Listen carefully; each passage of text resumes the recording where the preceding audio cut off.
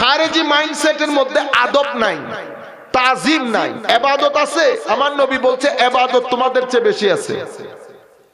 মুসলিম সমাজ এই জায়গার মধ্যে কনফিউজড হয়ে যায়। আমার নবী বলছেন নামাজের ক্ষেত্রে, রোজার ক্ষেত্রে, আমলের ক্ষেত্রে, তিলাওয়াতে কোরআনের ক্ষেত্রে অনেক বেশি বেশি এক্সট্রিম হবে, কিন্তু ঈমান থেকে বের হয়ে যাবে, দিন থেকে বের হয়ে যাবে।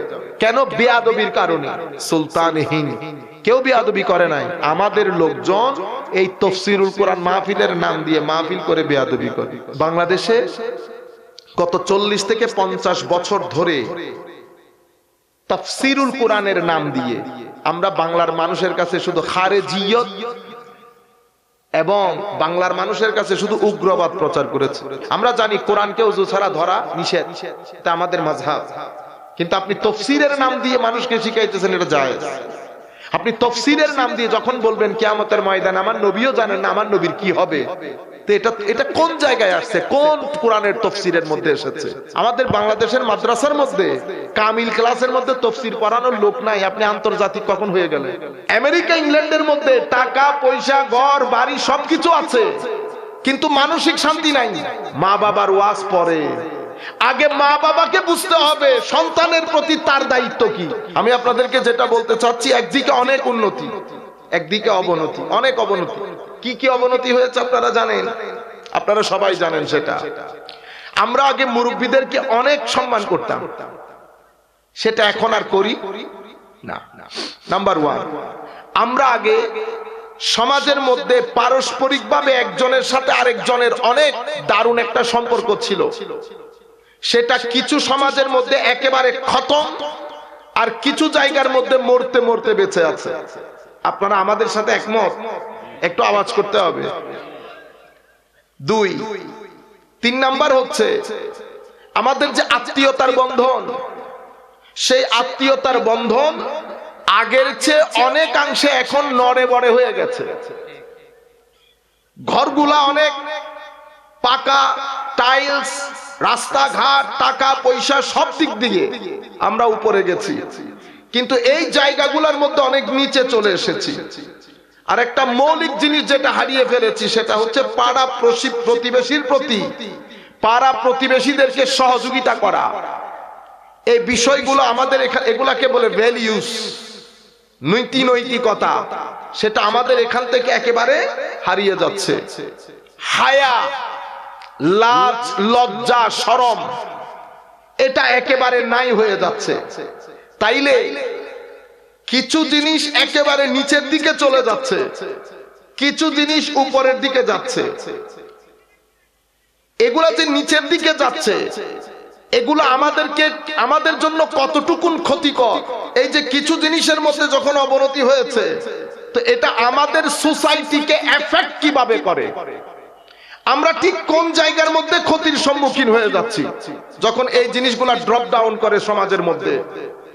মনে রাখবেন, যখন এই জিনিসগুলা পড়ে যায়, তখন আপনার শারীরিকভাবে আপনি সুস্থ থাকবেন, কিন্তু আপনার মানসিক স্বাস্থ্য আপনি সুস্থ রাখতে পারবেন না। আপনার মানসিক স্বাস্থ্য কখনো সুস্থ হবে না। আমরা মনে করেছি আমরা শুধুমাত্র টাকা পয়সা, লেখাপড়া, শুধু এই জিনিসগুলা করেই আমরা মানসিকভাবে সুস্থ থাকতে পারবো। মনে রাখবেন, মানসিকভাবে সুস্থতার জন্য কিছু এক্সট্রা জিনিসের প্রয়োজন হয়। যদি এই জিনিসের প্রয়োজন না হতো, আমার আল্লাহ নবীর ব্যবস্থাও করতেন না, কোরআনের ব্যবস্থাও করতেন না। সেই কারণে আল্লাহ যখন আমাদেরকে বানিয়েছেন, আমার আল্লাহ পৃথিবীকে, পুরা পৃথিবীকে আমাদের জন্য সাজিয়েছেন। কিভাবে সাজালেন? আমার আল্লাহ বলছেন, তুমি যদি আমার আয়াত দেখতে চাও। কি দেখতে চাও? আয়াত। আমরা কোরআনের আয়াতকে আয়াত বলি না? তো আয়াত 2 ধরনের হয়। কয় ধরনের? 2 ধরনের।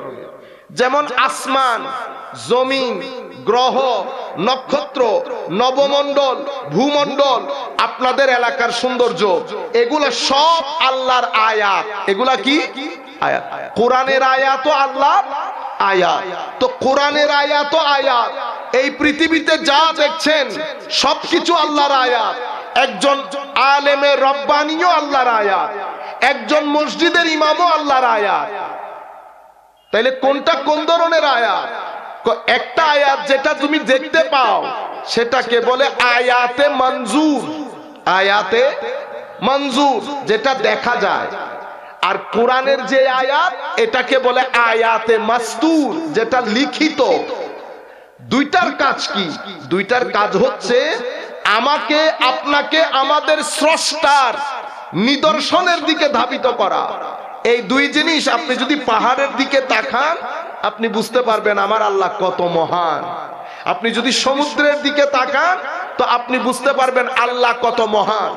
আপনি হাতের মধ্যে সুবহানাল্লাহ সুবহানাল্লাহ পড়া আর মহাসমুদ্র দেখে সুবহানাল্লাহ বলা, দুইটার মধ্যে আসমান জমিনের ফারাক।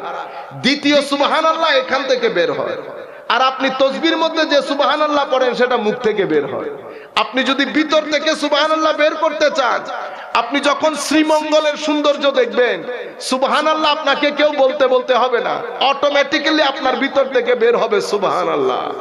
এই জন্য আমার আল্লাহ কি বলেছেন? সিরু ফিল আরদ, সফর করো জমিনের মধ্যে। তো ভিতর থেকে সুবহানাল্লাহ বলার দরকার কি?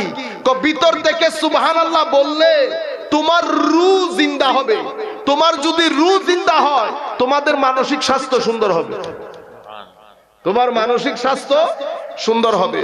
আমি আপনাদেরকে যে কথাটা বলতে চাচ্ছি, আমার আল্লাহ আমাদের জন্য পৃথিবীকে সাজিয়েছেন থাকার জন্য, এবং এই পৃথিবীর জমিনকে আমার আল্লাহ উর্বর করেছেন, উপর থেকে বৃষ্টির ব্যবস্থা করেছেন, প্রত্যেক এমন জিনিস সৃষ্টি করেছেন যেটা আমার জন্য উপকারী। ওয়ালাকুম ফিল আরদে মুস্তাকার মাতা ওয়া মুস্তাকার, ওয়ালাকুম ফিল আরদে মুস্তাকার ওয়া মাতা ইলাহি, তোমাদের জন্য জমিনকে তোমাদের থাকার জন্য উপযোগী করেছি এবং তোমাদের জন্য খাদ্যের ব্যবস্থা করেছি। আপনারা বুঝতে পেরেছেন? তাহলে এই দুইটা জিনিস দিয়ে তো হয়ে যেত, কিন্তু আমার আল্লাহ এতটুকুনের মধ্যে সীমাবদ্ধ থাকেন নাই। এরপরে হযরত আদম আলাইহিস সালামের মাধ্যমে আমার আল্লাহ আমাদের জন্য হেদায়েতের ব্যবস্থা করেছেন এবং আমাদেরকে বলেছেন তোমরা যদি আদমের মাধ্যমে আনিত হেদায়েতের অনুসরণ করো তোমাদের কোনো খৌফ থাকবে না। খৌফ বলতে তোমাদের পিছনের জীবন সম্পর্কে কোনো ধরনের দুঃখ দুর্দশা থাকবে না এবং ভবিষ্যৎ নিয়ে তোমাদের কোনো চিন্তা থাকবে না। সম্মানিত উপস্থিতি, এই যে আল্লাহ বললেন লা খাউফুন আলাইহিম ওয়ালা হুম ইয়াহজানুন, পিছনের দিক নিয়ে কোনো দুঃখ দুর্দশা থাকবে না, সামনের জগৎ নিয়ে তোমাদের কোনো চিন্তা থাকবে না, তোমরা খুব সুখের সাথে শান্তির সাথে জীবন যাপন করতে পারবে।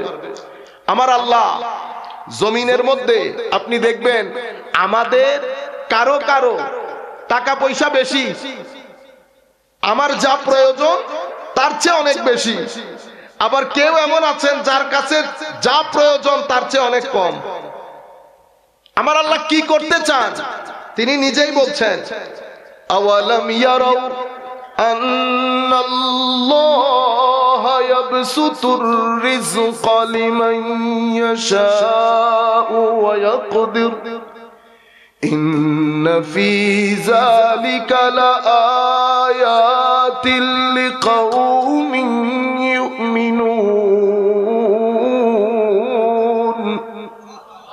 আমার আল্লাহ বলছেন হে পৃথিবীর মানুষ, আওয়ালাম ইয়ারাউ, তোমরা দেখো ডানে বামে সামনে পেছনে, তোমরা তোমাদের সমাজের মধ্যে যদি চোখ দাও তো তোমরা দেখবা আল্লাহ ইয়াবসুতুর রিজকা লিমান ইয়াশা ওয়া ইয়াকদির, তোমাদের সমাজের মধ্যে কারো টাকা পয়সা অনেক বেশি, আমার আল্লাহ বলছেন ইন্না ফি যালিকা লাআয়াতিল লিকাওমি ইউমিনুন, এই যে টাকা পয়সা কম বেশি এটা আল্লাহর আয়াতের অন্তর্গত। মানে এটা দেখলেও আপনি বুঝতে পারবেন এখানে আমাদের রব আমাদের প্রতিপালকের হাত আছে। তো কি করতে হবে? আমার আল্লাহ এরপরে নিজে নিজে আমাদেরকে শিখিয়ে দিচ্ছেন ফাআতিজাল কুরবা হাক্কাহু ওয়াল মিসকিন ওয়া ইবনাস সাবিল যালিকা খায়রুল লিল্লাযীনা ইউরিদুন وجه الله وأولئك هم المفلحون আমার আল্লাহ ইরশাদ করছেন আমি আমার হিকমতের কারণে আমার প্ল্যান প্রোগ্রামিং এর কারণে আমি কাউকে প্রয়োজনের বেশি দিয়েছি কাউকে আবার প্রয়োজনের চেয়ে কম দিয়েছি এখন আমি দেখতে চাই এটা আমার পরীক্ষার একটা অংশ ফাআতি যাল কুরবা হাক্কাহু ওয়াল মিসকিনা ওয়া ইবনাস সাবিল আমার যে এখানে বেশি আছে এটা আমার না কোরআনে পাকের আয়াত পড়ে আমরা বুঝতে পারি আরেকজনের হক আল্লাহ আমাকে দিয়েছেন দেখার জন্য আমি তার হক তাকে ফেরত দেই কিনা আমার আল্লাহ ইরশাদ করছেন ফাআতি যাল কুরবা হাক্কাহু অতএব তোমরা তোমাদের আত্মীয় স্বজন পাড়া প্রতিবেশী যার যার হক তাকে তাকে ফেরত দিয়ে দাও জালিকা খায়র এটা তোমাদের মধ্যে তাদের জন্য উত্তম যারা আল্লাহর রেজামন্দি চায়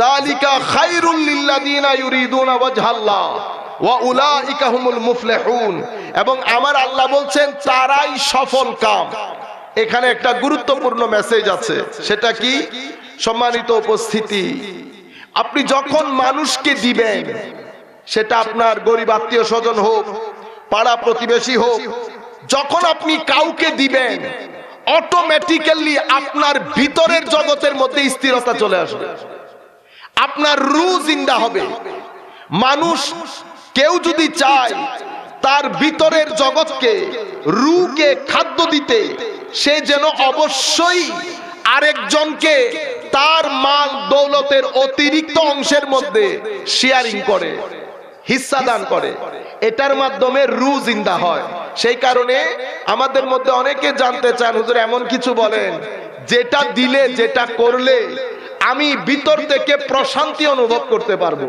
সম্মানিত উপস্থিতি সুফিয়ায়ে কেরাম আমাদেরকে বলছেন প্রশান্তি অনুভব করার অন্যতম একটা মাধ্যম হচ্ছে আপনাকে আল্লাহ যা নিয়ামত দিয়েছেন তা আপনি যদি অন্যের জন্য খরচ করেন সেটা জ্ঞান হোক সলা পরামর্শ হোক অথবা টাকা পয়সা হোক তো আল্লাহ রাব্বুল আলামিন এখানে কাউকে বেশি দিয়েছেন কাউকে কম দিয়েছেন আমাদেরকে বলেছেন যাদেরকে কম দেওয়া হয়েছে আমরা যেন আমাদের হিস্সা থেকে তাদের সাথে শেয়ার করি আমাদের বর্তমান এই পরিস্থিতিতে আপনি দেখেন আমাদের মেডিকেল সায়েন্স অনেক ডেভেলপ করেছে না আমাদের হার্ট সার্জারি হচ্ছে 2 দিন 3 দিনের মধ্যে হার্ট সার্জারির লোক নিয়ে চলে আসতেছে কিন্তু একটা জায়গায় খাদ্য দেওয়া বন্ধ করে দিয়েছে সেই জায়গায় খাদ্য দেওয়া বন্ধ করে দেওয়ার কারণে আমাদের সমাজের মধ্যে এই যে আমাদের ছেলেরা রাস্তাঘাটে মারামারি করে আপনারা বলেন না কিশোর গ্যাং এক আমাদের এখানে ড্রাগ ডিলিং মদ জুয়া এগুলা বেড়ে যাচ্ছে দিনের দিন 3 আমাদের বাংলাদেশে গত 6 মাসে আমাদের ডিভোর্স রেট অনেক বেড়ে গেছে 4 আমাদের এখন ছেলেরা মানসিক স্বাস্থ্য যেটাকে বলে অ্যাংজাইটি বলেন ডিপ্রেশন বলেন হতাশা অনেক বেড়ে গেছে টাকা পয়সার সাথে সাথে এগুলো বেড়ে যাওয়ার কথা না আমরা খেয়ালও করছি না কেউ এই জিনিসগুলোর মধ্যে এই জিনিসটা যখন বেড়ে যাবে আমার দেশ আমেরিকা ইংল্যান্ডের মতো হয়ে যাবে আমেরিকা ইংল্যান্ডের মধ্যে টাকা পয়সা ঘর বাড়ি সবকিছু আছে কিন্তু মানসিক শান্তি নাই মানসিক শান্তি আপনারা এই এলাকার লোক তো আরো বেশি জানার কথা আপনাদের এলাকার মধ্যে আমার তো মনে হয় 60-70% লোক বাইরে আমার অসংখ্য লোক বন্ধু বান্ধব পরিচিত এলাকার মৌলভীবাজারে মানসিক শান্তি নাই আপনারা দেখেন আমেরিকার মধ্যে হঠাৎ করে ছেলে একটা বের হয়ে স্কুলের মধ্যে গুলি করে 17 জন 18 জন মেরে ফেলে না কেন করে মানসিক শান্তি নেই আপনারা বুঝতে পেরেছেন এরপরে সকাল রাত 7টা-8টার দিকে আপনার 14 বছরের মেয়ে বের হয়ে যাচ্ছে ঘর থেকে আপনি বাধা দিতে পারতেছেন না আর আপনারে কি বলে আপনি কে আমারে বাধা দেওয়া এই যে ঘটনাগুলো ঘটতেছে এটা মানসিক স্বাস্থ্য নষ্ট হয়ে যাওয়ার কারণে হচ্ছে সেটার দিকে এখন আমরাও দিচ্ছি এই যে আমার ছেলেরা ধরেন 16-17 বছর বয়স হবে সে আমার সাথে আচরণ যেটা করতেছে অথবা মোটরসাইকেল নিয়ে অথবা রাস্তার সামনে স্কুলের সামনে দাঁড়িয়ে সে কেন করতে পারছে তার মানসিক স্বাস্থ্য সুস্থ না সুস্থ মানসিকতার একটা ছেলে কখনো এই কাজ করতে পারবে না আমরা যখন ঘর থেকে বেরিয়ে বাজার পর্যন্ত যাই, 3 জায়গায় মারামারি হয় আমাদের, ঠিক না? কেউ একটা কিছু বললেই আমরা রেগে যাচ্ছি। ঘরের মধ্যে একই অবস্থা। এখানে ধৈর্য বলতে কোনো কথা নাই। মানুষ ধৈর্য ধারণ করতে পারে না কখন? যখন মানসিক স্বাস্থ্য অসুস্থ হয়। মানসিক স্বাস্থ্য অসুস্থ হয় তখন। আপনার মাইন্ডসেট, আপনার ভিতরে অবস্থা, আপনি সুস্থ না। সুস্থ না হওয়ার কারণে, আমি যদি সুস্থ না হই, আমি যদি আমার ছেলেকে বলি বেটা ভালো আচরণ করবে, ভদ্র হবে, মানুষকে সালাম দেবে, সে কখনো দিবে না। কারণ এই বিষয়গুলো মুখে মুখে হয় না। এই বিষয়গুলো যদি মুখে মুখে হইতো, তো যিনি তকরির করতে আসতেছেন বাংলাদেশে যে হারে মাহফিল হয়, এখানে সব বুজুর্গানের দিন হয়ে যেত। বুঝতে পেরেছেন? এগুলা কিভাবে হয়?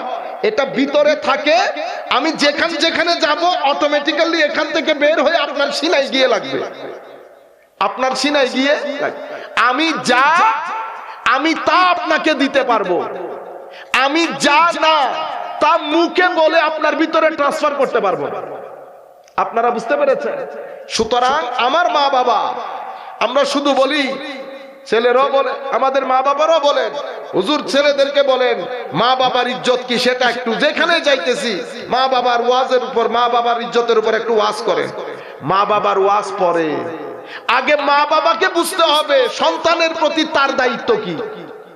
আমার আল্লাহ কিন্তু আগে মা বাবাকে দায়িত্ব শিখাইছে। ইয়া আইয়ুহাল্লাযীনা আমানু কু আনফুসাকুম ওয়া আহলিকুম নারা, হে মুমিনগণ তোমরা নিজেরা আগে নিজেদেরকে বাঁচাও, অতঃপর তোমাদের সন্তানদেরকে জাহান্নামের আগুন থেকে বাঁচাও।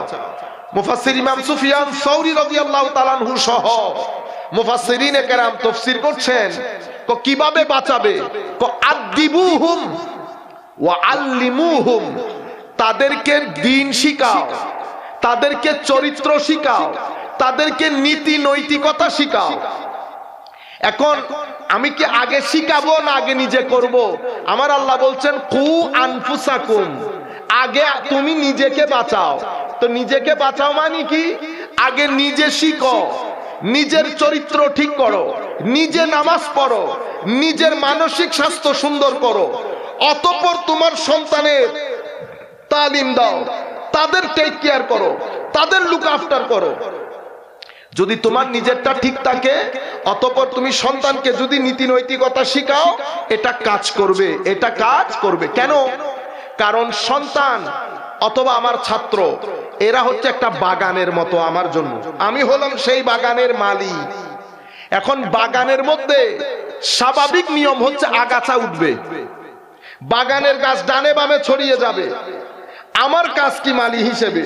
মালি হিসেবে আমার কাজ হচ্ছে আমাকে জানতে হবে বাগান পরিষ্কার কেমনে করতে হয়, কিভাবে করতে হয়। আমি আগাছা পরিষ্কার করব। ডান বাম হয়ে যে জিনিসগুলো বের হয়ে যাচ্ছে, হিংসা, বিদ্বেষ, অশ্লীলতা, সেটা কখনো তাকুয়ার ছুরি দিয়ে কাটবো, কখনো তরবিয়তের ছুরি দিয়ে কাটবো। কেটে আমি আমার এই বাগানটাকে আমি সুন্দর করে রাখবো। যার বাগান দেখতে যত সুন্দর, যার বাগান যত পরিচর্যা, যত পরিষ্কার রাখবেন, তার বাগান দেখতে তত সুন্দর লাগবে। গাছগুলো যখন এক সাইজের হয়, সেখানে যখন কোনো ময়লা আবর্জনা না থাকে, বাগান দেখতে অনেক সুন্দর লাগে না? যদি ময়লা আবর্জনা থাকে, আপনারা কি বলেন? আল্লাহ পাক জানে কার বাগান ফাজিলের ফাজিল বলেন না আপনারা, অপরিষ্কার করে রেখেছে। সুতরাং আমি শিক্ষক হিসেবে, মা বাবা হিসেবে, মা বাবা হচ্ছে সন্তানের প্রথম শিক্ষক। এখন মা বাবার দায়িত্ব কি? মা বাবার দায়িত্ব সন্তানের বর্ধন ক্রিয়া সম্পন্ন করা। কারণ মা বাবা সন্তানের রূপক প্রতিপালক। প্রতিপালন কিভাবে করবেন? আমি ঘরের মধ্যে থাকি, ভাই বোনদের সাথে থাকি, আত্মীয় স্বজনের থাকি, আমার মা, বিশেষ করে মা, আমাকে শিখাইতে হবে আমি আমার বড়দেরকে কিভাবে সম্মান করব, ছোটদেরকে কিভাবে স্নেহ করব। এখন আমার মা যদি বসে সারা দিন আমার বাবার সাথে শুধু আমার মামাদের কথা বলে, আমার চাচা ফুফুর কোনো কথা নাই, তাইলে আমার ছেলেরা অটোমেটিক্যালি চাচা আর ফুফু বিদ্বেষী হয়ে বড় হবে। চাচা আর ফুফু বিদ্বেষী হয়ে বড় হবে। আমার ছেলে যখন দেখবে আমার মা বাবা মারামারি করে, গালাগালি করে, তুই তুকারি করে, আমার ছেলে সন্তানের স্বাস্থ্য কখনো সুন্দর হবে না। তারা কোন একটা পর্যায়ে গিয়ে বক্র হয়ে যাবে, গাছ যেমন বাঁকা হয়ে যায়।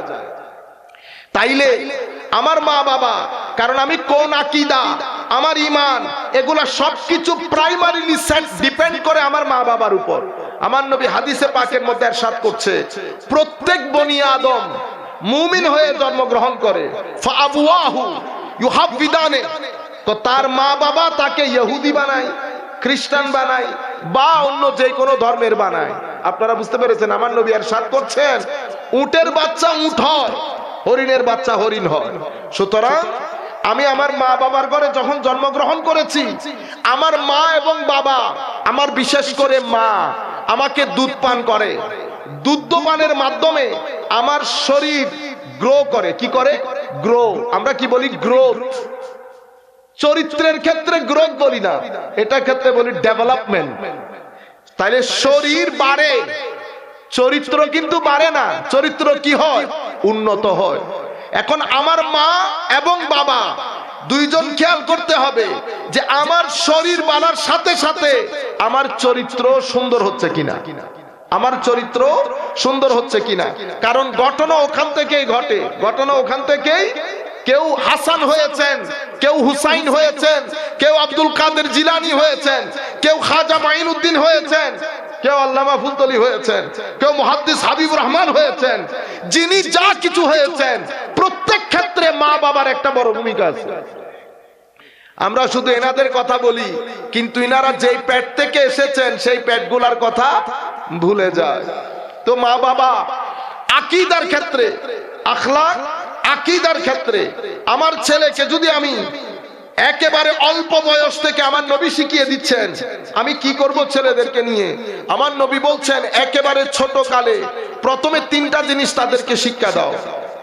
একেবারে শুরুতে যখন দুনিয়াতে এসেছে আমার নবী শিখিয়ে দিলেন প্রথমে আজান দাও। কি দাও? আজান। তার কর্ণকুহরের মধ্যে তার যে খালেক, তার যে মালিক, তার যে রব, এই আওয়াজটা তার ভিতরে ধ্বনিত প্রতিধ্বনিত করো। কিন্তু এই কাজটা শুরু হয় কখন জানেন? যখন মায়ের গর্ভে সন্তান আসে। সন্তান আসার পরে একেবারে শেষ পর্বে গিয়ে যখন সন্তান শুনে, মায়ের পেটে খেলা করে, তখন থেকে তরবিয়তের কাজ শুরু হয়ে যায়। তখন যদি আমার মা, আমার বাবা সারাদিন টিভি নাটক দেখে বসে বসে গালি গালাজ গীবত এই কাজগুলা করে, সন্তানের বর্ধন ক্রিয়া শারীরিকভাবে তো বাড়ে, তার আখলাক আস্তে আস্তে ড্যামেজের দিকে চলে যায়। সুতরাং আমাদেরকে প্রথমে লুক আফটার করতে হবে ওই জায়গা থেকে। এরপরে বাড়ছে সন্তান দুনিয়াতে আসছে, আসার সাথে সাথে আমার নবী শিখিয়ে দিয়েছেন আজান দাও। আমার নবী বলেছেন আকিকা করো। আমার নবী সাল্লাল্লাহু আলাইহি ওয়াসাল্লাম বলছেন এরপরে যখন বুঝতে শুরু করবে তখন তাকে তিনটা জিনিস শিক্ষা দাও। কি দিব ইয়া রাসূলুল্লাহ? আমার মহব্বত শিখাও, আমার আলে বাইতের মহব্বত শিখাও, তাকে কোরআন শেখাও। 7 বছর বয়সে যখন যাবে তাকে নামাজের জন্য তোমার পাশে দাঁড় করাও। 10 বছর বয়সে যখন হবে তখন অবশ্যই নামাজের জন্য তাকে জোর দিবা। যদি নামাজ পড়তে না চায় তাকে হালকা মারতে হলে মারবা নামাজের জন্য। কেন?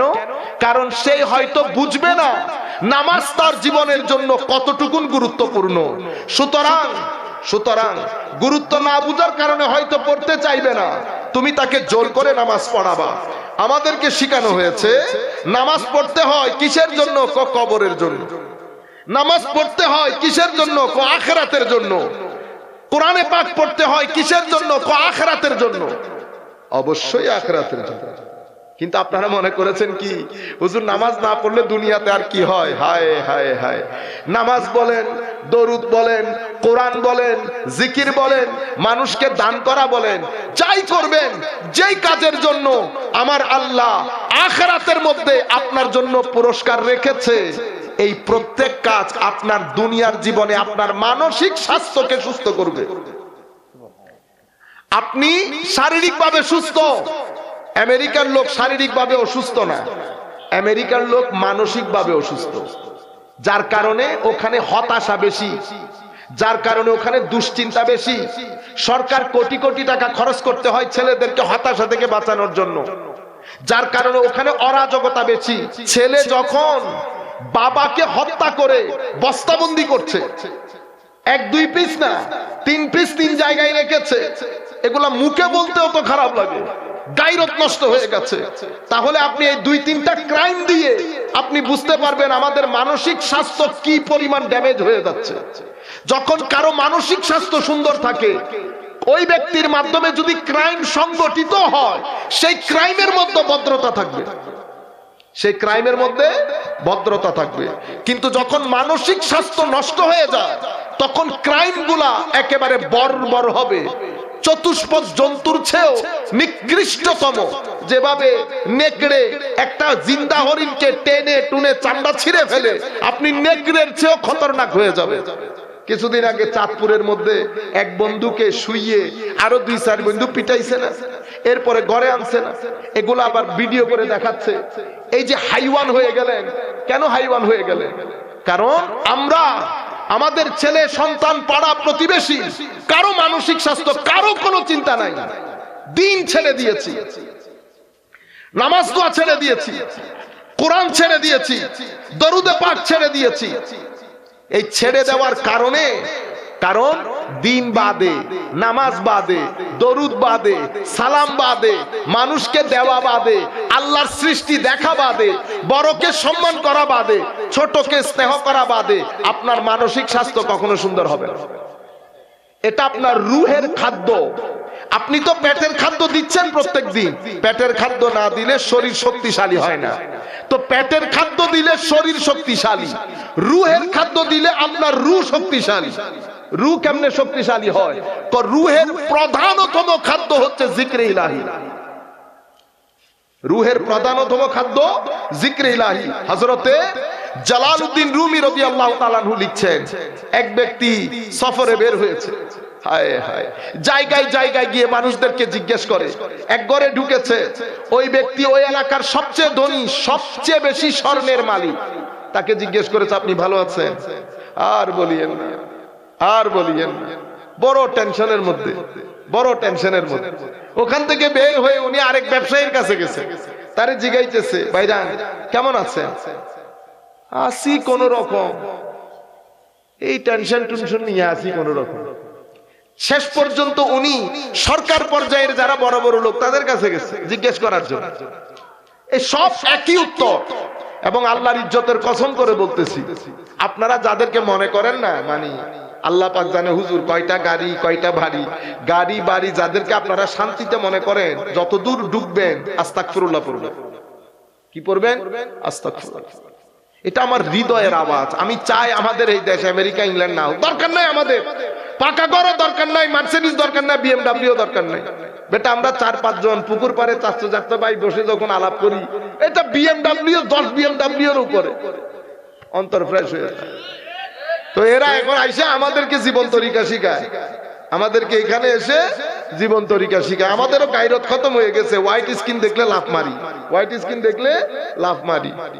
যাই হোক, আমি আপনাদেরকে যে কথা বলতে চাচ্ছিলাম, আপনার রুহের প্রধানতম খাদ্য। এরপরে উনি এসে এক আল্লাহওয়ালাকে জিজ্ঞেস করলেন, আপনি কেমন আছেন? জবাব কি জানেন? আলহামদুলিল্লাহি রাব্বিল আলামিন। আল্লাহ পাকের মেহেরবানিতে অনেক ভালো আছে। আপনি ভালো আছেন? তো আপনার ঘরের তো পুরা বেড়া নাই। নাই তো কি হয়েছে? বেড়ার সাথে আমার জীবনের সম্পর্ক কি? জবাব দেখেন, আপনি না বললেন গত পরশু আপনার কাছে টাকা পয়সা নাই? বলেছিলাম, আমার আল্লাহ আবার ব্যবস্থা করে দিয়েছে, দেখছেন? তখন উনি বললেন, মাওলা তোর কালামই শুদ্ধ, তুই বলেছিলি আলা বিযিকরিল্লাহি তাতমাইন্নুল কুলুব। ইতমিনানে কলব, হৃদয়ের প্রশান্তি আসে জিকরে ইলাহি থেকে। কি থেকে? জিকরে ইলাহি থেকে। সুতরাং আমি আপনাদেরকে বলবো বিনয়ের সাথে, আপনারা এটা মনে করিয়েন না যে এটা পরবর্তীতে কবরে হাসর, কবরে হাসর না। আপনি দুনিয়ার জীবন যদি চান আমিনাতাম মুতমাইন্না হোক, যদি চান আপনার দুনিয়ার জীবন হায়াতে তাইয়্যিবা হোক, আমরা দোয়া করাই না ইমামদের দিয়ে আল্লাহ হায়াতে তৈয়বা নসিব করেন। মনে রাখবেন হায়াতে তৈয়বা এটা কোনো প্যাকেজের নাম না যে আপনি দোকান থেকে গেলে কিনে নিয়ে ফেলতে পারবেন। হায়াতে তৈয়বা এটা একটা প্রসেসিং। আপনার জীবনে কিছু জিনিস থাকতে হবে বেশি, কিছু জিনিস থাকতে হবে কম। এটা আপনার জীবনকে হায়াতে তৈয়বার দিকে নিয়ে যাবে। আমার আল্লাহ নিজেই বলছেন, মান আমিলা সালিহান মিন যাকারিন আও উনসা ওয়া হুয়া মুমিন ফালনুহইয়ান্নাহু হায়াতান তাইয়্যিবা। যার জীবনে ঈমান থাকবে, আমল থাকবে। ঈমান এবং আমল যদি বেশি থাকে হায়াত বেশি তাইয়্যিবা হবে, কম থাকলে কম তাইয়্যিবা হবে। আর যদি হায়াতের মধ্যে এই দুই জিনিস না থাকে, ওয়াল আসর ইন্নাল ইনসানা লাফি খুসর, তাইলে আপনি ক্ষতির মধ্যে আছেন। কি রকম ক্ষতির মধ্যে? তো ক্ষতির মধ্যে কি শুধু আখিরাতের ক্ষতি? কোন আখিরাত তো আখিরাতের জায়গায় আছে। দুনিয়ার জীবনে লাঞ্ছনা গঞ্ছনা এক আজীব জিন্দেগির মধ্যে আপনি অতিবাহিত করবেন। আপনারা আমাদের সমাজের মধ্যে আমরা বলি না তারকা, কি বলি বলেন? তারকা। আমরা বলি না মডেল। মডেল শব্দগুলো অনেক বড় শব্দ। ইদানিং কালে আমরা জানি না এই শব্দগুলো আমরা কোন কোন জায়গায় ব্যবহার করতেছি। তো তারকা মানে কি? আকাশের তারকা। তারকা মানে সৌন্দর্য। তারকা মানে এমন একটা জিনিস যাকে প্রশংসা করা যায়। আপনারা বুঝতে পারছেন না? স্টার। কিন্তু আমাদের দেশে সবচেয়ে বিবাহ বিচ্ছেদ হয় তারকাদের ওখানে। আমরা কাউকে ছোট বড় করার জন্য বলছি না। আমাদের আপনারা বলেন না যে মুসলমানদের মধ্যে কি নাই? গণতন্ত্র নাই, মা বাবার ইচ্ছাই মেয়ে ছেলেদেরকে বিয়ে করতে হয়। তো আপনারা তো আর মা বাবার ইচ্ছাই করেন না, নিজেরা নিজেরা করেন নিজেদের ইচ্ছাই। ওখানে আরেকজনের কোনো কি না ইন্টারফেয়ারেন্স নাই। কিন্তু বাংলাদেশের ইতিহাসে আপনাদের ওখানে বিবাহ বিচ্ছেদ অনেক বেশি। আমি দোষ বা ক্রিটিসাইজ করার জন্য বলছি না, ফ্যাক্ট বলছে একটা। এখন প্রশ্ন হচ্ছে নিজের ইচ্ছাই করার পরেও এটা হয় কেন? মাঝে মধ্যে তো জিনিসগুলা এত ঘৃণ্য পর্যায়ে চলে যায়, এত ঘৃণ্য পর্যায়ে। যখন আপনার বাচ্চা থাকে ছোট ছোট, শুধুমাত্র আপনার ইচ্ছার কারণে কিছু মানুষের জীবন, কিছু ছেলেপুলের জীবন নষ্ট হয়ে যায়। কেন করেন? কারণ মানসিক স্বাস্থ্য সুস্থ না। মানসিক স্বাস্থ্য সুস্থ না কেন? কারণ আপনার জিন্দেগির মধ্যে যদি ঈমান আমল এই জিনিসগুলো না থাকে, আপনার মানসিক স্বাস্থ্য সুন্দর থাকবে না। ঈমানকে ঈমান কেন বলে? ঈমান শব্দটি আমন থেকে। আমন মানে নিরাপত্তা, আমন মানে নিশ্চয়তা, স্থিরতা, শান্তি, প্রশান্তি। তাইলে ঈমানকে ঈমান কেন বলে? ঈমানের সাথে শান্তির সম্পর্ক কি? আমার ভিতরের জগৎ অস্থির থাকে। আপনি যদি ভিতরের জগতের সাথে এটার যিনি মালিক, কারণ আমরা নিরেট মাটি না, আমাদের এই শরীর এটা আল্লাহ মাটি দিয়ে তৈরি করেছেন, কিন্তু আমরা তো নিরেট মাটি না। কি এমন জিনিস যেটা মানুষকে সৃষ্টির সেরা জীবে পরিণত করেছে? সেটা কি? সেটা রূহে ইলাহি। ফানাফাখতু ফীহি মির রূহি। আমার আল্লাহ যে আমাদের ভিতরে রূহ ফুঁকে দিয়েছেন, নূর দান করেছেন। আমরা চিন্তা করতে পারি, আমরা চিন্তা করে পুরো জগৎ পরিবর্তন করতে পারি। আমরা একটা গাছ কেটে গাছের দিকে তাকিয়ে বলতে পারি এই গাছের বয়স কতটুকু হয়েছে। মাছ যেমন পানিতে ছেড়ে দিলে হায় হায় হায় জিন্দা হয়ে যায়, তো রূহ যখন রূহর মালিকের ঠিকানা পায়, রূহর মধ্যে জিন্দেগি চলে আসে। এই জন্য জিক্র ইলাহির মাধ্যমে আপনার রূহর মধ্যে যে জিন্দেগির সঞ্চার হয় সেটা অন্য কোনো ভাবে হয় না। জিক্র ইলাহি মানে শুধু আল্লাহ আল্লাহ করা না। জিক্র ইলাহি মানে আপনি যখন রাস্তা দিয়ে হাঁটবেন, হঠাৎ করে আপনার মাথায় আসলো মাওলা তোর দরবারে শুকরিয়ার কোনো শেষ নাই। পৃথিবীর কত মানুষ কত দুঃখ দুর্দশায়, তুই আমাকে কত ভালোতে রাখছিস। আপনি যখন এটা চিন্তা করে আলহামদুলিল্লাহ বলবেন, আপনার রূহ জিন্দা হয়ে যাবে। বস আমি এখান থেকে আমি শেষ পয়েন্টের দিকে চলে যাই। সম্মানিত উপস্থিতি, ঈমানের কথা বলেছি। ঈমান কি? মনে রাখবেন, ঈমানের আমি বলবো ধাপ তিনটা। কয় ধাপ? তিন ধাপ। একটা হচ্ছে মুখে মুখে ঈমান, আশহাদু আল্লা ইলাহা ইল্লাল্লাহ ওয়া আশহাদু আন্না মুহাম্মাদান আবদুহু ওয়া রাসূলুহু। এটাকে বলে ইকরার বিল লিসান। আপনি মুখে মুখে স্বীকার করেন। আল্লাহর ওয়াস্তে এটা যদি আপনারা দুই তিন জনে মুখস্থ করে ফেলতে পারে আমার সার্থকতা। মুখে মুখে স্বীকার করলেন। মুখে মুখে স্বীকার করার পর কেউ যদি অন্তরে বিশ্বাস না করে যেটা মুখে বলেছে, এটাকে কি বলে? মুনাফিক। কি বলে? মুনাফিক। মুনাফিককে চিনা যায় না। যেই ব্যক্তি মুখে কালমা পড়েছে অন্তরে সাই দেয় নাই, সেই ব্যক্তি আমাদের কাছে মুসলমান, আল্লাহর দরবারে কাফের। আর যেই ব্যক্তি পৃথিবীতে এখনো আমাদের সমাজে অনেক মানুষ আছে বিভিন্ন নন মুসলিম বাড়িতে যারা ইসলাম কবুল করেছে, আমি যখন কথাগুলো বলতেছি দুই তিনজনের চেহারা আমার চোখে ভাসতেছে, এরা মুসলমান, কালমা পড়েছে, কিন্তু মা বাবা সমাজ এগুলা চিন্তা করে কোন রকম প্রকাশ করতে পারতেছে না। ঠিক আছে? তো এ কাফের পৃথিবীর মানুষের কাছে, মুসলমান আল্লাহর দরবারে, মুসলমান আল্লাহর দরবারে। তো আমি আপনাদেরকে বলতে চাচ্ছি এটা ঈমানের প্রথম ধাপ। দ্বিতীয় ধাপ কোনটা? দ্বিতীয় ধাপ হচ্ছে আপনি ঈমান গ্রহণ করার পরে আপনার ভিতরে যদি আমার নবীর মোহাব্বত জায়গা না পায়, তাহলে আপনার ঈমানের এই গাছ কখনো বড় হতে পারবে না। ঈমানের গাছ, ঈমানের বীজ কি? ঈমানের বীজ হচ্ছে শাহাদা, লা ইলাহা ইল্লাল্লাহ মুহাম্মাদুর রাসূলুল্লাহ, এটা বীজ। এখন আপনি বীজ রোপণ করেছেন, আসে না, দান আসে। আমি জিজ্ঞাইলাম কাকা কি ব্যাপার, 2 মাস আগে লাগাইছেন? কাকু আর বলিয়েন না, এই বীজটা ভালো পড়ে নাই, অথবা আমার মাটি ভালো না। তাইলে বোঝা যাচ্ছে বীজ বড় হওয়ার জন্য মাটি দরকার এবং আবহাওয়া দরকার। তো এটা ঈমানের বীজ, এটা বড় হওয়ার জন্য মাটি দরকার, এটা বড় হওয়ার জন্য আবহাওয়া দরকার। ঈমানের বীজ কালিমা বা শাহাদাতের আবহাওয়া হচ্ছে মহব্বত, এবং এটার মাটি হচ্ছে আদব। আদব এবং মহব্বত এই দুই জিনিস যদি রাসূল পাকের জন্য না থাকে, আপনার ঈমানের বীজ বড় হবে না। অথবা এটা আপনি কিভাবে বুঝবেন? যেই ব্যক্তির মধ্যে কালিমা আছে, নামাজ দোয়া আছে, কিন্তু ভিতরে আমার নবীর প্রতি মহব্বত নাই, তার চেহারা সুরতের মধ্যে কখনো নূর আসবে না। চেহারা সুরতের মধ্যে কখনো, এটা আপনি এরকম আয়না দেখলে আপনি নিজেই বুঝতে পারবেন, যে কোনো মানুষ বুঝতে পারবে আমার নবীর ইশক, আদব, মহব্বত আসে নাই। এটা ঈমানের এশকি ধাপ, অর্থাৎ কালিমার পরে আমার নবীর আদব মহব্বত। এই হাদিসগুলো আপনারা অনেকবার শুনেছেন, বিধায় আমি সেই হাদিসের গুলোর দিকে যাচ্ছি না, কিন্তু আমি একটা সাহাবায়ে কেরামের কাছ থেকে প্র্যাকটিক্যাল ডেমনস্ট্রেশন যেটাকে বলে, সাহাবায়ে কেরাম কেমন দিন পোষণ করতেন সেটা বলার জন্য।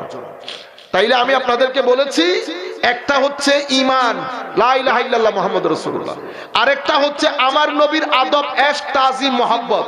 যদি এই দুইটা এক না হয় আপনার ঈমানের সাথে, ঈমানের গাছ বড় হয় না। আমরা যখন সাহাবায়ে কেরামের দিকে নজর দেই, তো আমরা আমার নবীর যুগে ঈমানের ক্ষেত্রে দুইটা মাইন্ডসেট পাই। কয়টা মাইন্ডসেট? দুইটা। একটাকে আমরা বলি খারেজি মাইন্ডসেট, আরেকটাকে আমরা বলি সাহাবায়ে কেরামের মাইন্ডসেট। খারেজি মাইন্ডসেটের মধ্যে আদব নাই, তাজিম নাই। তারা আমার নবীকে বলতে বলতে কি বলে? ইদিল ইয়া মুহাম্মদ সাল্লাল্লাহু আলাইহি ওয়াসাল্লাম, নাম ধরে কথা বলে। মুহাম্মদ সাল্লাল্লাহু আলাইহি ওয়াসাল্লাম আপনার বন্টন প্রক্রিয়া যথাযথ হয় নাই, সুন্দর হয় নাই। এদের মাইন্ডসেটের মধ্যে আদব নাই। ইবাদত আছে, আমার নবী বলছে ইবাদত তোমাদের চেয়ে বেশি আছে। মুসলিম সমাজ এই জায়গার মধ্যে কনফিউজড হয়ে যায়। তারা যখন নামাজ দোয়া বেশি দেখে, তারা কনফিউজড হয়ে তখন তারা মনে করে বড় মুমিন।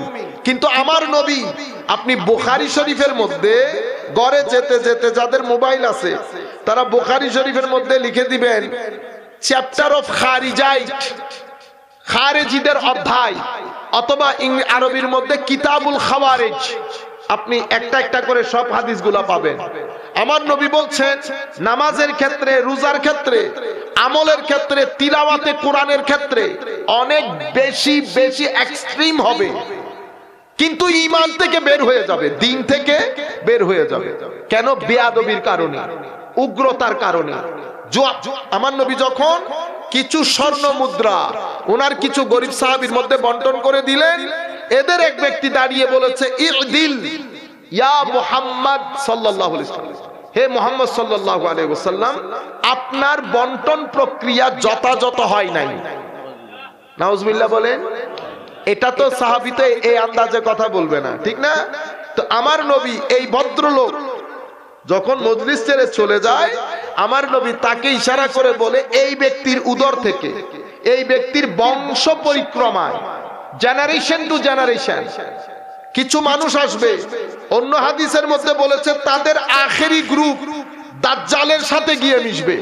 অর্থাৎ দাজ্জাল আসতে আসতে তারা নিজেদেরকে দিনদার মনে করবে, কিন্তু তারা আসলে ওই দাজ্জাল আসার জমিকে উর্বর করতে শেষ গুরু দাজ্জালের সাথে গিয়ে মিশবে। কারণ কিয়ামতের আগে মক্কা শরীফ এবং মদিনা শরীফ থেকে মুনাফিকদেরকে বের করে দেওয়া হবে, মিশবে। আমার নবী বলছে তাদের নামাজ, তাদের তিলাওয়াতে কোরআন তোমাদের চেয়ে বেশি হবে, কিন্তু দিন থেকে তারা দূরে সরে যাবে। এটা হচ্ছে খারেজিয়ত মাইন্ডসেট। দেখে এরা কি করে, কথাই কথাই মানুষ হত্যা করে। হযরতে আমার নবীর সাহাবায়ে কেরাম থেকে শুরু করে হযরতে খুবাব রাদিয়াল্লাহু, এই যে জবাই করে হত্যা করা, এটা সূত্রপাত হয়েছে খারেজিদের মাধ্যমে। আপনারা বুঝতে পেরেছেন? এগুলো আমাদের জানা দরকার। যে জবাই করে দেওয়া, আপনি বদরের যুদ্ধ বলেন, ওহুদ বলেন, খন্দক বলেন, আমাদের মুসলিমরা সাহাবায়ে কেরামরা যত যুদ্ধ করেছে কাউকে গলা কেটে দুই ভাগ করে দেয় না। আপনি গলা কাটার কথা বলতেছেন, এক যুদ্ধের মধ্যে আমার নবীর এক সাহাবী হযরত হারেসা রাদিয়াল্লাহু আনহু, লম্বা হাদিস, আমি জাস্ট জিস্ট আপনাদেরকে শোনানোর জন্য। এক ব্যক্তিকে, নন মুসলিম, সে যখন হযরত হারেসার কাছে চলে এসেছে, মানে আওতার মধ্যে এসে গেছে, সে হাত তুলে দিয়েছে। হাত তুলে বলতেছে আমি কলমা পড়তেছি, লা ইলাহা ইল্লাল্লাহ মুহাম্মাদুর রাসূলুল্লাহ। দুইজন সাহাবী ছিলেন, একজন আনসারী, একজন হারেসা। আনসারী সাহাবী বলতেছে সে যখন কালমা পড়েছে আমি পিছনে চলে গেছে, আমি বলছি না, এর হত্যা করা যাবে না। হযরত হারেসা বলতেছেন আমি তো ছাড় দেব না, আমি গতকালকে নিজের চোখে দেখেছি সেই ব্যক্তি আমার অনেক ভাইদেরকে হত্যা করেছে, আমি তাকে হত্যা করব। আনসারী সাহাবী বলতেছে তুমি করলে করো, আমি নাই। হযরত হারেসা হত্যা করলেন, মদিনা শরীফ ফেরত আসলেন। উনি আসার আগে আমার নবীর দরবারে কথা পৌঁছে গেছে হারেসা কালমার পরেও হত্যা করেছে। আমার নবীর দরবারে হারেসা পৌঁছার পরে হযরত উনি চাচ্ছেন আমার নবীকে বুঝানোর জন্য, আমার নবী বলতেছে হারেসা আতাকতুলুহু বাদামা ক্বালা লা ইলাহা ইল্লাল্লাহ, তুমি তাকে লা ইলাহা ইল্লাল্লাহর পরেও হত্যা করেছো। হারেসা বুঝাতে চাচ্ছি ইয়া রাসূলুল্লাহ এই ঘটনা ঘটেছে, আমাকে দেখে ভয়ে, আমার নবী বলতেছে তুমি কি বুক ছিঁড়ে দেখেছো সে তোমার ভয়ে কালমা পড়েছে? তখন উনি বারবার বলতেছেন ইয়া রাসূলুল্লাহ আমি, আমার নবী শুধু একই কথা রিপিট করতেছে, লা ইলাহা ইল্লাল্লাহর পরেও হত্যা করে দিলা। তখন হযরত হারেসা বলতেছেন আমি মনে মনে চিন্তা করতেছি কাশ আমি যদি এই দিনের আগে ইসলামই কবুল না করতাম, আমাকে যুদ্ধ যেতে হইতো। সেই মুসলমান না আমরা। আমার নবী মদিনা শরীফ যখন এসেছে, তো মদিনা শরীফ ছিল মাত্র 15,000 স্কয়ার ফিট। আমার নবী যেই দিন দুনিয়া থেকে চলে যাচ্ছেন সেই দিন মদিনা শরীফের আয়তন হয়েছে 32 লাখ স্কয়ার ফিট। অনেক বড় না? মানুষ কয়জন মরেছে জানেন? দুই যুদ্ধে দুই পক্ষে মিলে 500 থেকে 600-র মাঝখানে। আমাদেরকে কি বলে? আমরা বলে অস্ত্রের বলে ইসলাম। তো অস্ত্রের বলে ইসলাম হইলে 500 থেকে 600 লোক মারা যায় খালি। কিন্তু আপনারাও জানতেন কি বহুত লোক মারা গেছে, বহুত লোক মারা যায় না আমার ভাই। লক্ষ লক্ষ লোক ইসলাম কবুল, ম্যাক্সিমাম লোক তো ইসলাম কবুল করেছে চরিত্রের সৌন্দর্য গুণে। এখানে কেউ কাউকে কোনো কথাই বলতে হয় না। খাজা মাইনুদ্দিন চিশতি হাসান সানজারি রাদিয়াল্লাহু তাআলা আনহু তশরিফ এনেছেন। এখানে তো মারদাঙ্গা হাঙ্গামা করেন নাই। যেদিকে গেছেন মানুষ চেহারা দেখছে ইসলাম কবুল করছে, যেদিকে দেখছে মানুষ চেহারা দেখছে ইসলাম কবুল করছে। এখানে আসছে রাজার উট বাঁধার জায়গায় ওনারা থাকা শুরু করেছেন, তাবু লাগিয়েছেন। রাজার লোকজন এসে তুলে দেয় একেবারে, আপনারা আমাদের এখানে বসা, উঠেন, বের হন। হযরতের খাদেমরা গিয়ে বলতেছে হুজুর এরা তো এখান থেকে আমাদেরকে বিদায় করে দিতে চাচ্ছে। আচ্ছা কেন? এরা নাকি এখানে উট বাঁধবে, তো রাত্রের বেলা কই যাবে? আচ্ছা তাদেরকে বলো উট বেঁধে দিতে। হায় হায়, তো উট বাঁধছে। সকালে যে উটকে চড়াতে নিয়ে যাবে, উটগুলো আর উঠে না। এদিক থেকে ধাক্কা দেয়, এদিক থেকে ধাক্কা দেয়, শতে শতে উট আর উঠে না। আবার তারা দূরতে দূরতে আসছে, বুঝতে পারছে ঘটনা খারাপ। মুসলিম দরবেশের কাছে হুজুর বিয়াদবি হয়ে গেছে, মাফ করে দেন। হুজুর খাজা মঈনুদ্দিন নজর দিয়েছে, সমস্ত উটগুলো উঠে গেছে। এক কেরামতে শত শত লোক ইসলাম কবুল করেছে। শুধু এগুলা দেখে। আরো ইসলাম কবুল করার হিরিক করেছে, কারণ ওখানে জাত প্রথা আছে। এখানে তো কোনো কিছু নাই। কোন মুসলিম দরবেশ সবার গায়ে হাত রাখে, সবার মাথায় হাত বোলায়, হ্যাঁ, সবাইকে নিয়ে খায়, আবার জিজ্ঞেস করে খাইছে কিনা। এরপরে এই এক এক কারামত, কারণ আসছেন আজমের এই কারণে, বাজারের মধ্যে তো তখন তো আজমের অনেক রিচ কালচারের দিক থেকে। আমার নবী তো পাঠাইছে। আয়না বিবির মাথা খারাপ সরকারি পর্যায়ে স্থানীয় ভাবে তো ছড়াই পড়তেছে যে ঘটনা খারাপ, মুসলিম দরবেশ একজন আসছে, তার সাথে আরো অনেক পিরাউলিয়া। তখন দরবেশ ফকির বলতো আর কি, ফকির আয়া। তো আয়না বিবি বলতেছে তাইলে পানি বন্ধ করে দাও। পানি বন্ধ করে দিলে অন্তত দূর করে চলে যাবে। হুজুর নামাজের রক্ত, অজু, খাওয়া দাওয়া, হুজুর পানি তো দিচ্ছে না। কে? পানি যার, ওই মহিলা বলে পানি বন্ধ করে দিয়েছে। হযরতে খাজা মাইনুদ্দিন জজবার মধ্যে এসে বদনা একটা দিয়ে খাদেমকে বলতেছে বেটা পানি পুরাই নিয়ে। তো পানি তেমনে দিছে, পুরা আনাসাগরের পানি বদনার ভিতরে ঢুকে গেছে। পুরা আনাসাগরের পানি বদনার ভিতরে ঢুকে গেছে। এই কারামত দেখে হয় না কোরআন শরীফের মধ্যে ইজা জা নাসরুল্লাহ ওয়াল ফাত ওয়া রাআইতান নাসা ইয়াদখুলুনা ফি দীনিল্লাহি আফওয়াজা। এই কারামত দেখার পরে মানুষ দলে দলে ইসলাম কবুল করা শুরু করেছে। এখানে কেউ কোনো মারামারি নাই তো। এরপরে রাজ দরবারে পৌঁছে গেছে খবর, হুজুর এখান তো ইসলাম কবুলের হিরিক পড়ে গেছে। রাজা সাধুরামকে পাঠাইছে, সাধুরাম একটু গিয়ে দেখতো। সাধুরাম বড় জাদুঘর তো, স্থানীয় ভাবে অনেক প্রসিদ্ধি। সাধুরাম আসছে দলবল নিয়ে, কিছু একটা করবে আজকে। হযরতের খাদেমরা বলতেছে হুজুর বড় একটা দল আসতেছে, নাম বলে সাধুরাম, বড় মন্ত্র জাদুঘর, আসতে দাও। হায় হায়, নেগাহে ওলি মে ইয়ে তাসির দেখা। আল্লাহর ওলির নেগা যখন পড়েছে খাজা মাইনুদ্দিনের, সাধুরাম এসে মন্ত্র পড়বে, মুখ দিয়ে আর মন্ত্র আসে না। হায় হায়, জামফিট হয়ে গেছে। সাধুরাম বল, क्या बोलना।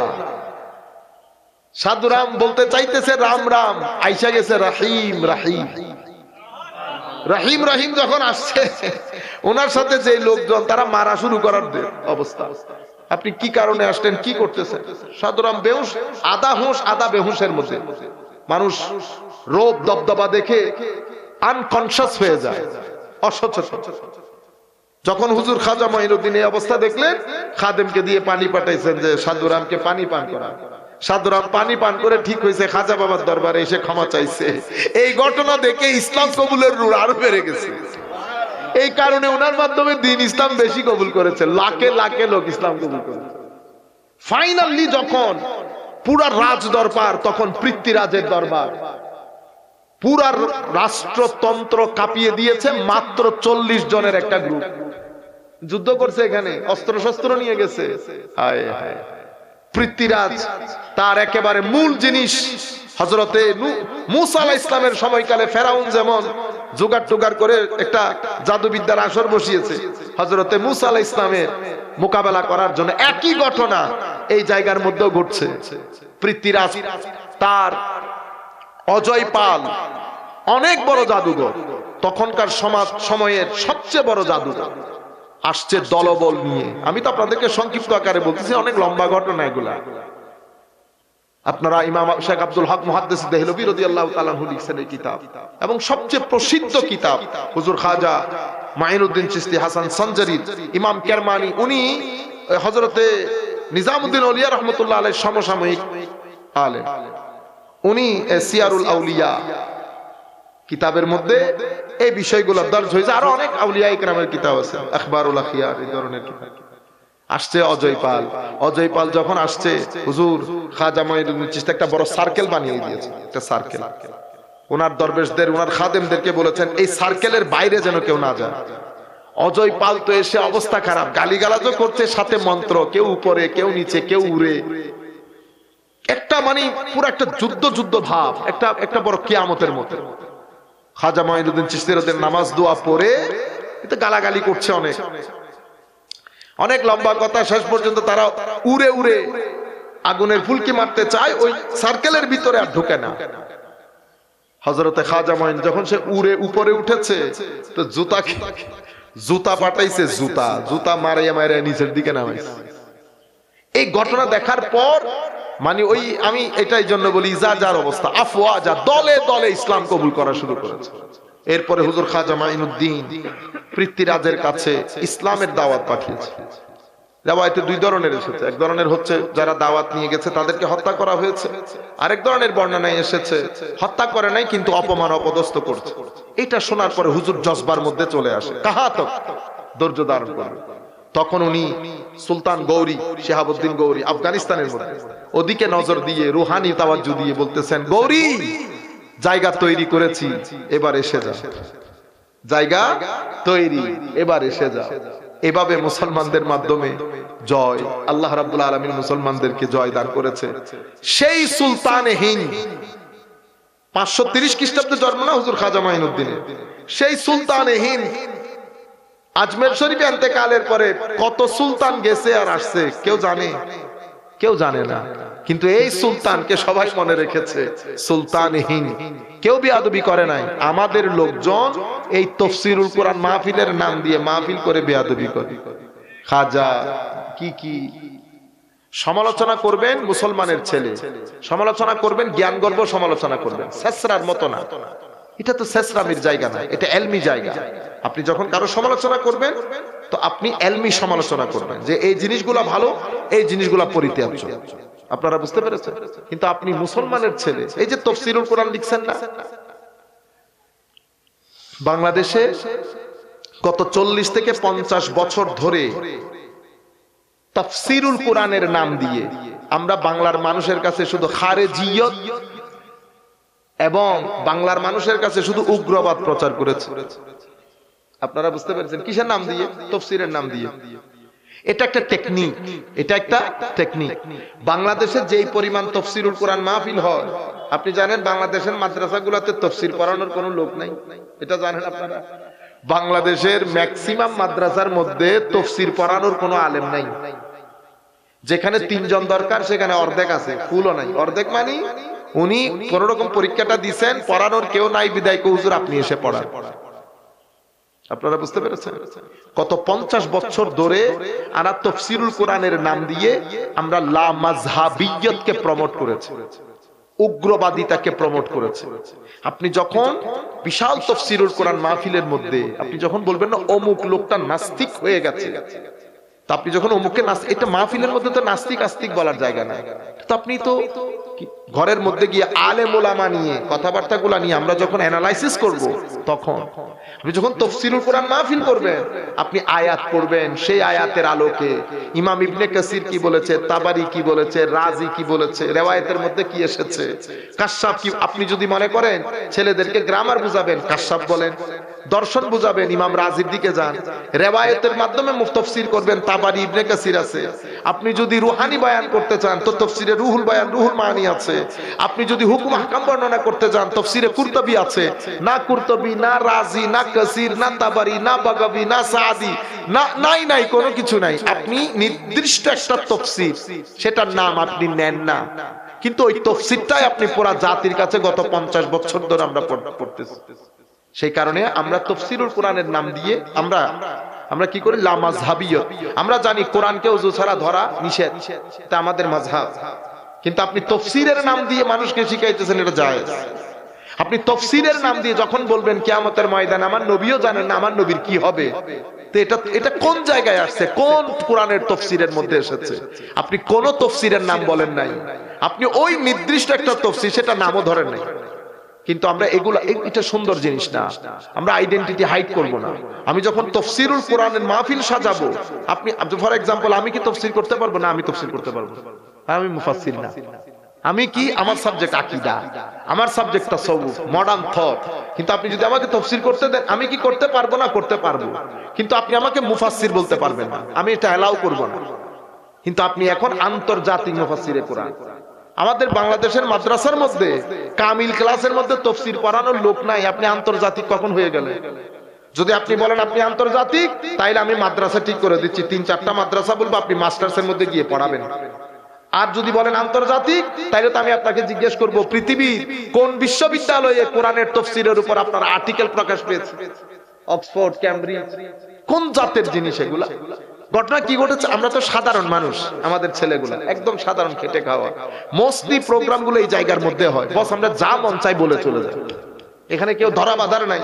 আগে তো আমরা যখন ছোট ছিলাম তকরিরে যাইতাম, আমরা নিজের চোখে দেখেছি হাশিমি সাহেব হুজুর বসা, আপনারা চিনেন নিশ্চয়ই, আল্লামা নুরুল ইসলাম হাশিমি রহমতুল্লাহি আলাইহি বসা, আমাদের শেরে মিল্লাত মুফতি উবাইদুল হক নঈমী সাহেব হুজুর ওয়াজ করতেছে, তো 70-এর জায়গায় 72 বলে ফেলছে হুজুর, ওই কোনার মধ্যে গিয়ে বলতেছে উবাইদুল হক 72 না 70, তো উনি আমার হুজুর 70 বলছে, আমার হুজুর 70 বলছে। ওই তখন তো আপনি ওয়াজ করা মুসিবত হুজুরদের সামনে, আপনি পড়তে পারতেছেন, এখন তো আমরা বসে হজম করতে হয়, আপনি জেরের জায়গায় জবর, জবরের জায়গায় জের, যদি হাদিসের জবান থাকতো হাদিসে তো বলে উঠতো যে তুই আমারে বলিস না বেটা, আপনারা কি বলেন সুবহানাল্লাহ করে, আর কি ঠিক কিনা বলেন, তাফসীর করতেছি আমি, আপনি কেন বলবেন ঠিক কিনা, তারপরে ঠিক ঠিক করে আপনারা যে গর্জে উঠেন, বেটা মাহফিলের মধ্যে গর্জে উঠবেন কেন, মাহফিলটা আদব শিকার জায়গা, এলম শিক্ষার জায়গা, এটা তো রাজনৈতিক মঞ্চ না, ঠিক কিনা বলেন আপনারা, আপনারা বলে ওঠেন ঠিক না, ঠিক বেঠিক কেন, এটা দর্স, যিনি পড়াচ্ছেন যিনি বলছেন উনি উস্তাদ, আপনারা ছাত্র, উস্তাদ ছাত্রের মধ্যে কি হুঙ্কার থাকে, ক্লাসের মধ্যে হুঙ্কার দেয় কেউ না। ঘটনা কেন ঘটেছে, ঘটনা ঘটতেছে অযোগ্য লোক যখন, এই যে আমাকে বসাইছেন না, অযোগ্য লোক যখন যোগ্য এই যোগ্যতার চেয়ারে বসে, তখন এই দুর্ঘটনাগুলো ঘটে। বাংলা আমাদেরকে বলা হয় না, আমাদের আপনাদের মাথার ভিতরে ঢুকিয়ে দেওয়া হয়েছে যে মুসলমানরা বিভিন্ন ফেরকায় বিভক্ত। কিছুদিন আগে আমরা একটা জায়গায় ছিলাম, অনেক বড় শিক্ষিত মানুষ, মুসলমানদের আসলে যুগ যুগ ধরে মুসলমানরা বিভিন্ন দলে উপদলে বিভক্ত হয়ে মুসলমানদের আজকে এই অবস্থা। আমি এমন চিন্তা করতেছি এরা কি বলে, এগুলা আমাদের ছেলেদেরকে কি শিখাইতেছে।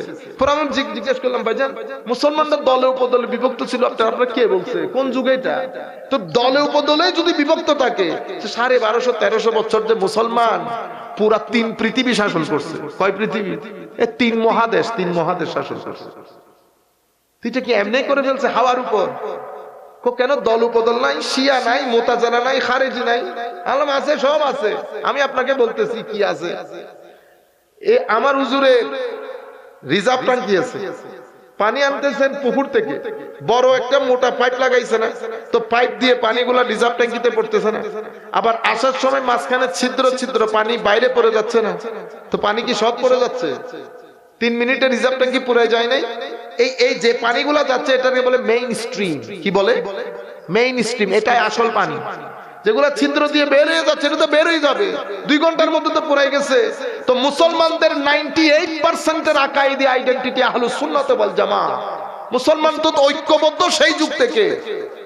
যদি ঐক্যবদ্ধ না হতো, মানে আমার নবীর যুগ জমানার পরে সাহাবায়ে কেরাম, প্রথম ঘটনা কোথায় ঘটেছে, খারেজিয়ত, বেয়াদবি দিয়ে।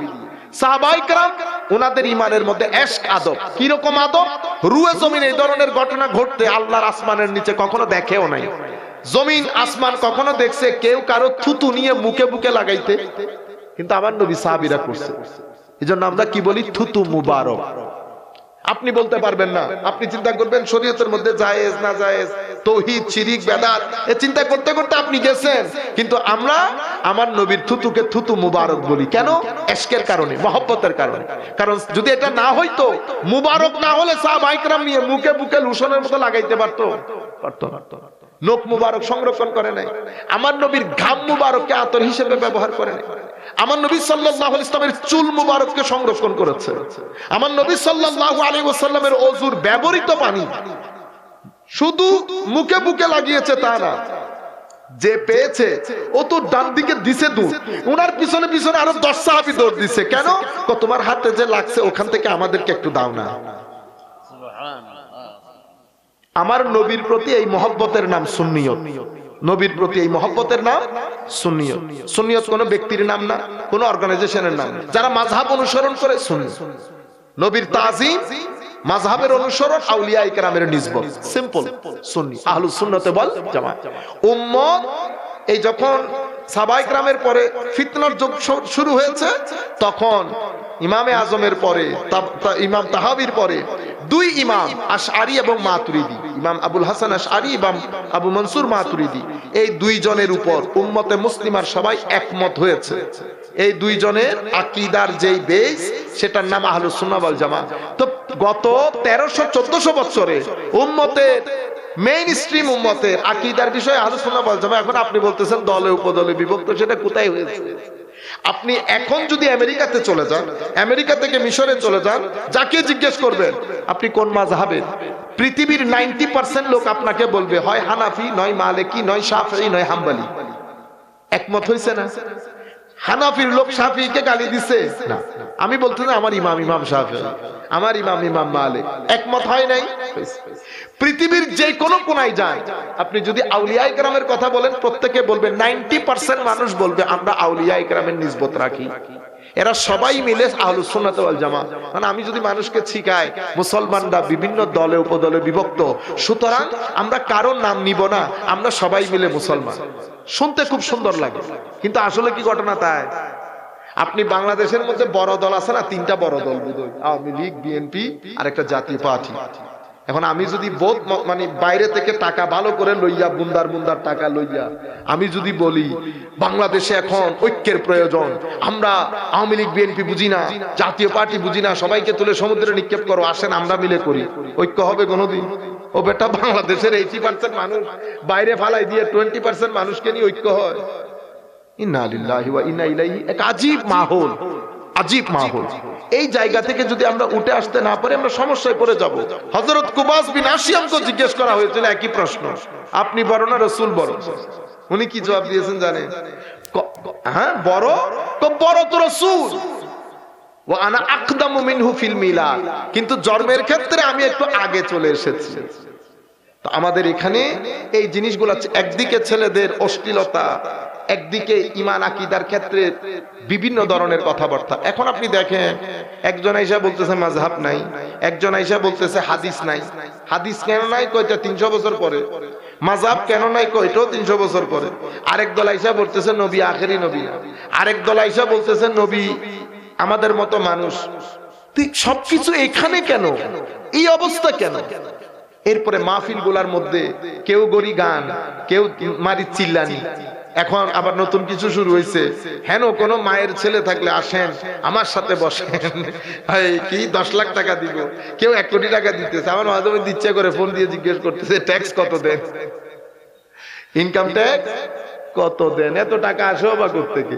হ্যাঁ, আমি আপনাদেরকে যেটা বিনয়ের সাথে অনুরোধ করব, সেটা হচ্ছে ধর্ম আল্লাহ রাব্বুল আলামিনের পক্ষ থেকে আমাদের জন্য বিশেষ একটা গিফট। আপনারা নামাজ দোয়া পড়বেন নিজেদের জন্য, কারো জন্য না, নিজেদের জন্য নামাজ দোয়া পড়বেন, কোরআনের তিলাওয়াত করবেন। কোরআন যদি না পারেন সেটা শিখবেন, কারণ পেটের জন্য আপনারা রাত দিন এক করে দিচ্ছেন না। বিশ্বাস করেন, কিছুদিন পরে আপনি অসুস্থ হয়ে যাবেন। আপনি অসুস্থ, আপনি যেটা মনে করতেছেন আগে শারীরিক শক্তি, আমাদের বাপ দাদাদেরকে দেখছি সারা জিন্দেগি শক্তিশালী ছিল, কিন্তু আমাদের লোকজন এখন অথচ জমিনেই কাজ করে কিন্তু দুর্বল হয়ে যায় 40-45 বছর পরে। কেন? আমাদের বাপ দাদারা পেটের খাদ্য দিছে, রুহের খাদ্য দিছে। আমি পেটের খাদ্য দিচ্ছি, রুহের খাদ্য বন্ধ করে দিচ্ছি। আমি একটা ধরে নিছি কি আমি গরিব শরীফ মানুষ। মনে রাখবেন, প্রশ্ন সবার জন্য সেম, মান রব্বুকা ওয়া মা দীনুকা ওয়া মান নবিয়্যুকা। আপনি আল্লাহর বান্দা, আল্লাহ আমাকে উপরে দিয়েছে, আপনাকে নিচে দিয়েছে। আমি বলছি, আপনি শুনছেন। আমি বলছি বলে আখিরাতে ফার্স্ট হয়ে যাবে সেরকম না। আখিরাতের সিস্টেম আলাদা, ওখানে পাস হবে যেই ব্যক্তির অন্তরে আমার আল্লাহ আছে সেই ব্যক্তি। আপনারা বুঝতে পেরেছেন? সুতরাং নামাজমুখী হন, কোরআনের তিলাওয়াত মুখী হন, এবং আপনার যদি কোনো কিছু থাকে সামর্থ্য, মানুষকে দিবেন। মানুষের সাথে বেয়াদবি করবেন না, জুলুম করবেন না, মানুষের সাথে প্রতারণা করবেন না। মানুষের সাথে প্রতারণা করবেন, রুহের শান্তি মরে যাবে। মানুষকে ঠকাবেন, রু মরে যাবে, আপনি অস্বস্তিতে পড়ে যাবেন। আপনি যদি সুন্দর জীবন চান, মনে রাখবেন আপনার সামনে তো আরো লম্বা জীবন, বিয়ে করবেন, ছেলে সন্তান হবে। আপনি এখন যে জীবনে আছেন সেটা সবসময় থাকবে না বেটা।